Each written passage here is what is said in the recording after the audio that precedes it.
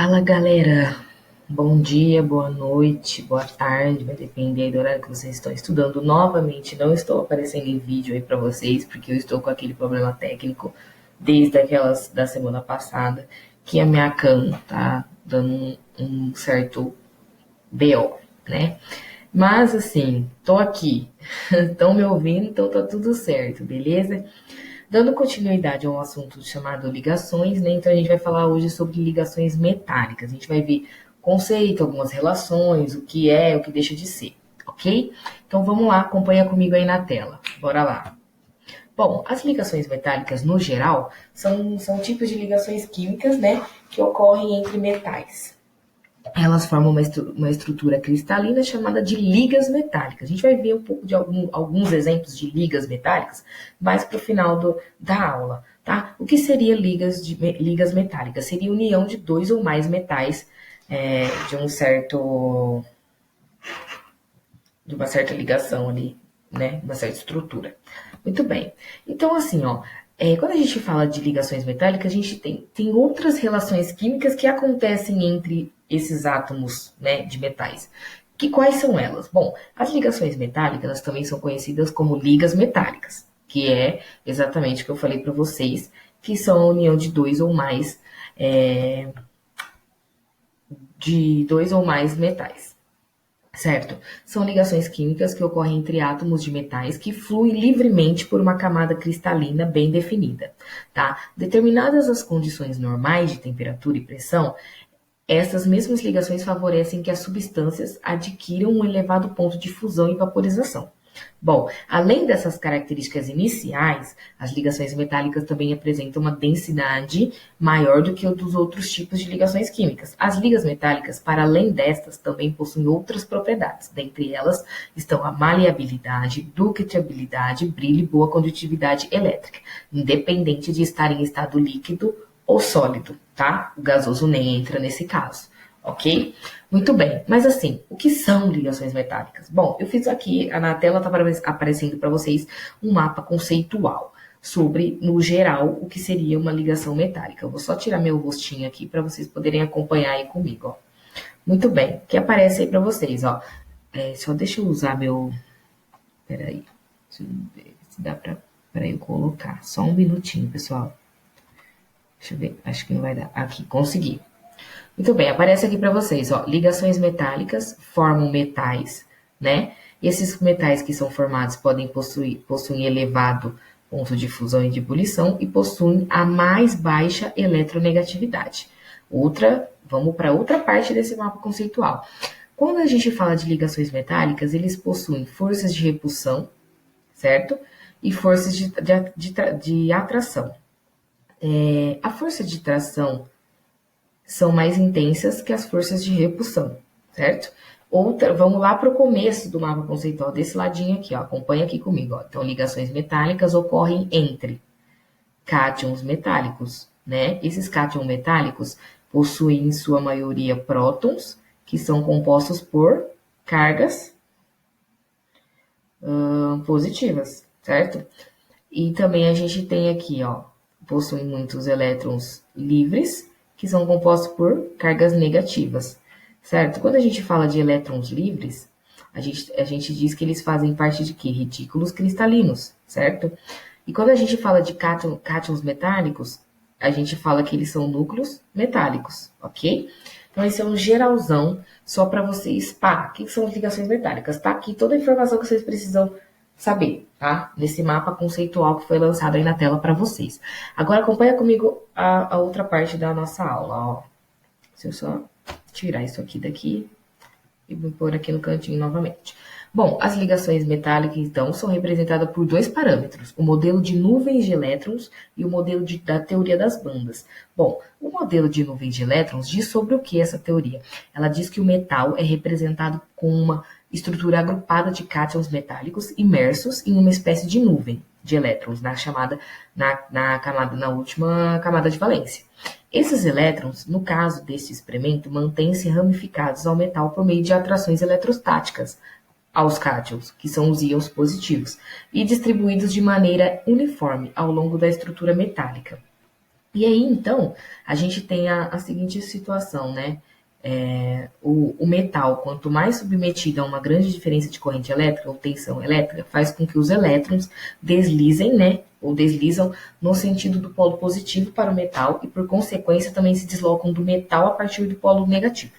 Essa explicação satisfaz a teoria sobre as propriedades de maleabilidade e ductilidade inerentes ao metal, porém não explica suficientemente todas as propriedades dos elementos metálicos que a gente vai ver a seguir, tá? Muito bem. Então aqui é um exemplo da nossa teoria aí de modelo de nuvens de elétrons, tá? Só para vocês entenderem o que eu estava falando até agora. Muito bem. E a gente também tem a teoria das bandas, que diz o quê? Que explica a condução elétrica entre os elementos sólidos. Os elétrons de cada átomo em um ambiente sólido fazem ligação metálica com átomos vizinhos. Ao aproximar um átomo isolado a outro, os níveis de energia de cada um interagem com o mais próximo. Na aproximação de um feixe de átomo, ocorre um grande número de níveis de energia, bem próximos um do outro, formando uma banda de energia quase contínua nos níveis de energia que os átomos teriam isolado, tá? Muito bem. Agora, as propriedades dos metais. Bom, tratando dos metais, a gente já liga essa informação com a tabela periódica. Então, na tabela periódica, os metais são os elementos da família 1A, chamados de metais alcalinos: lítio, sódio, potássio, rubídio, césio e frâncio. E os elementos da família 2A, que são os metais alcalinos terrosos: berílio, magnésio, cálcio, estrôncio, bário e rádio. Bom, gente, a gente teve uma aula sobre a tabela periódica, então para quem não assistiu, como eu sempre digo para vocês em todas as nossas aulas aqui, para acompanhar as aulas recentes, tem que ter assistido as aulas anteriores, tá? Os metais alcalinos terrosos, sobre a estrutura da tabela periódica, foi aulas que a gente viu anteriormente, tá? Por isso que eu falo assim, eu vou passando bem rápido, porque são coisas que a gente já viu, que era para já ter assistido, ok? Muito bem. Então, além disso, no bloco B, que é o grupo do 3 ao 12, a gente tem a categoria dos metais de transição. Por exemplo, ouro, prata, cromo, ferro, magnésio, níquel, cobre, zinco, platina, entre outros, tá? Não vou citar todos, mas é só para vocês se localizarem quando a gente falar da tabela periódica, tá? Bom, já os mais importantes elementos que compõem os metais representativos são o alumínio, galho, índio, estanho, talho, chumbo, bismuto, tá? Os metais são encontrados na natureza no estado sólido, exceto o mercúrio, encontrado no estado líquido. Possuem um brilho característico e facilidade de perder elétron, tá? São considerados bons condutores elétricos e térmicos, tá? Possuem densidade elevada, alto ponto de fusão e ebulição, uma maleabilidade e uma ductibilidade também, tá? Muito bem. E agora chegou na parte que eu ia citar alguns exemplos de ligas metálicas, como eu tinha dito no começo, tá? Como eu já falei para vocês, as ligas metálicas são união de dois ou mais átomos de metais. Constituídas, né? Então, as ligas metálicas são constituídas por 2 ou mais tipos de metais e formadas através das ligações metálicas, né? Que são utilizadas na confecção de muitos produtos. Merecem destaques os fios, lâmpadas, estruturas de carro, bicicleta, viadutos, eletrodomésticos, entre outros. Agora vamos falar de outros também. Bom, o primeiro que eu coloquei para vocês são aço comum, que é a liga metálica muito resistente composta de ferro e carbono, utilizada nas construções de pontes, fogão, geladeira, entre outras coisas, tá?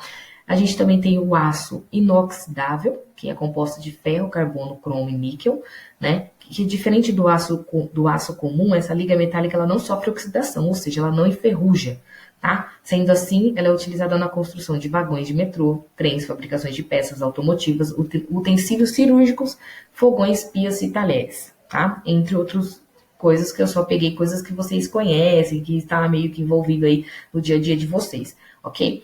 Outra coisa é o bronze, liga metálica formada pelo cobre e estanho e utilizada na construção de estátuas, fabricação de sinos, moedas, medalha, tá? Não coloquei aí, mas acabei lembrando aqui agora. Outro tipo, latão, constituída de cobre e zinco, né? Esse tipo de ligação metálica ela é muito utilizada na fabricação de armas, torneiras, tá? E a gente tem o famoso ouro, né? Que é a fabricação de joias. O ouro não é empregado em sua forma pura, ou seja, do jeito que ela é encontrada na natureza, né? Por quê? Sendo assim, essa liga metálica formada para a fabricação de joia é composta por 75% do ouro e 25% de cobre ou prata. Tá? Observe que a confecção de joias de ouro são 18 quilates, então eles utilizam 25% de cobre. Enquanto que o ouro já chamado de 24 quilates, eles são considerados, esse ouro de 24 quilates, como ouro puro. Além disso, a liga metálica composta pelo ouro é utilizada na fabricação de rótulos de veículos espaciais, acessórios de astronauta, entre outras coisas, certo? Muito bem. E aí eu selecionei uma curiosidade que eu também achei, não sabia, tá? E vou dividir com vocês essa informação. Eu achei bem legal. Só deixa eu dar um jeitinho aqui de deixar bem no cantinho da coisa. Muito bem.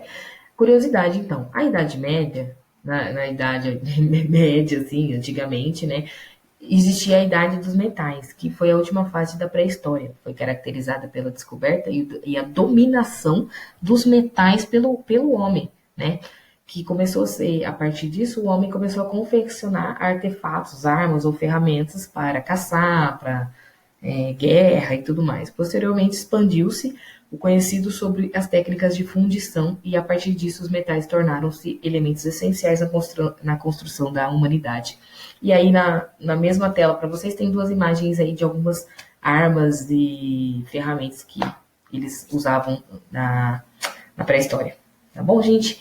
A aula de hoje é isso. Espero que vocês tenham entendido o que eu falei até agora. Caso não, é só entrar em contato. Tamo junto, tá? Boa tarde, bom dia, boa tarde ou boa noite. Tchau, tchau. Até a próxima.